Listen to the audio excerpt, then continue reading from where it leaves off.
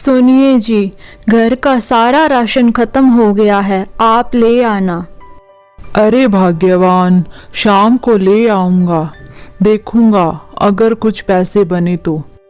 पापा पापा, एक गरम कंबल भी ले आना। पुराने वाले कंबल में बहुत ठंड लगती है, वो जगह जगह से फटा हुआ है। ठीक है मेरी गुड़िया रानी, ले आऊंगा। और सुनिए जी, आप शाम को ज़्यादा देर मत करना, थोड़ा जल्दी आ जाया करो, ठंड बहुत ज़्यादा है। दीनू ऑटो लेके वहाँ से चला जाता है। दीनू एक ऑटो चलाता था जो कि उसका खुद का नहीं था। वो ऑटो किराए पे चलाता था। उसे पूरे दिन के 200 रुपये मिलते थे और उसी से वो गुजर बसर करता था। दीनू के पास जो मकान था वो भी किराए पे था, उसका खुद का मकान नहीं था। दीनू अपनी 5 साल की बेटी और अपनी पत्नी के साथ रहता था। दीनू बहुत ही नेक और ईमानदार था। अरे, आप सामान लेके नहीं आए? अरे भाग्यवान, आज सवारियां बहुत कम मिली थी, कल लेके आऊंगा। अच्छा ठीक है, आप खाना खा लीजिए। हे भगवान, आज तो बहुत ज़्यादा ठंड है। आप एक काम कीजिए, आज आप मत जाइए, मुझे बहुत अजीब लग रहा है। अरे सीमा, ये तुम कैसी बातें कर रही हो? अगर मैं काम नहीं करूंगा तो तुम लोग खाओगे क्या? हाँ पापा, शाम को कंबल जरूर लेके आना, ठीक है? अरे हाँ बिटिया रानी, आज तो मैं कंबल लेके आऊंगा, तुम चिंता मत करो, ठीक है? ठीक है जी, ध्यान से जाइएगा। फिर दीनू ऑटो लेके चला जाता है। जब दीनू शाम को घर लौट रहा होता है तो अचानक उसका एक्सीडेंट हो जाता है। अरे जी, ये आपको क्या हो गया? ये आपकी हालत कैसे हो गई? सीमा, बस 1 घंटे पहले मेरा एक्सीडेंट हो गया। एक भले आदमी ने मुझे हॉस्पिटल में एडमिट करवाया और मरहम पट्टी करवाई। अब मैं ठीक हूँ। चलिए जी, जल्दी से अंदर चलिए, लेट जाइए, आपको दर्द हो रहा होगा। दीनू मुन्नी की तरफ देख रहा था और कहता है, मुन्नी बेटा, मुझे माफ कर दो, मैं तुम्हारे लिए कंबल नहीं ला सका।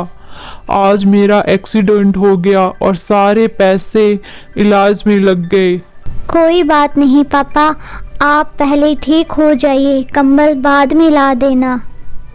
सीमा ये सब सुन रही थी और फिर वो कहती है, हे भगवान, हम गरीबों के साथ ही ऐसा क्यों होता है?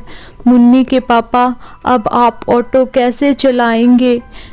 घर का सारा राशन भी खत्म हो गया है, मुझे अब कोई न कोई काम ढूंढना पड़ेगा। वो सब ऐसे बातें कर ही रहे थे कि अचानक गेट बजता है।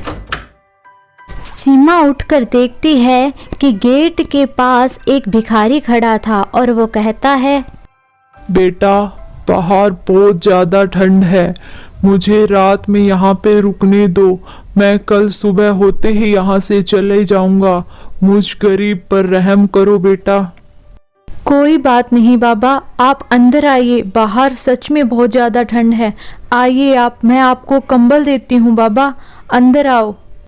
दीनू और मुन्नी ये सब सुन रहे थे कि तभी दीनू कहता है, सीमा, तुम ये कंबल बाबा को दे दो, उन्हें बहुत ठंड लग रही है।